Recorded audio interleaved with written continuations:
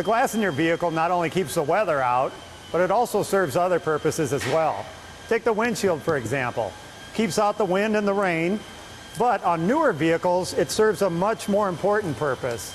In the old days, a windshield might just be held in with some goop like this, but on newer vehicles, the windshield is actually part of the structure of the car, and it's held in with urethane such as this. That way, if you roll over in a crash, this windshield will actually hold up the roof and protect you and your occupants. That's why it's so important to have a windshield replaced by a professional. If a windshield is installed incorrectly, it can pop out in a collision or roll over, leaving you and your passengers at serious risk. Windshields are laminated, which means two pieces of glass are sandwiched together with plastic in between them. Because that plastic is between the two pieces of glass in a windshield, that helps protect the people inside the vehicle. As you can see, even the sledgehammer won't penetrate through this windshield. Door glass and back glass is usually made out of what's called safety glass, which means it breaks into a million pieces when it gets hit.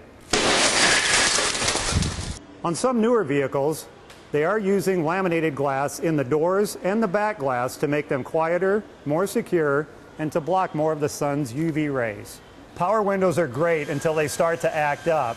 In most cases, it's a regulator and motor assembly kind of like this that needs to be replaced, and it can cost between $200 and $500 a door to replace these.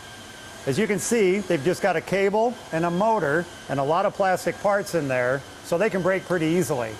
In the wintertime, too, you want to be especially careful with power windows, because if they're frozen shut, you do not want to go and keep pressing the window switch up and down to try to break it free, because you're going to break some of the plastic parts inside this regulator.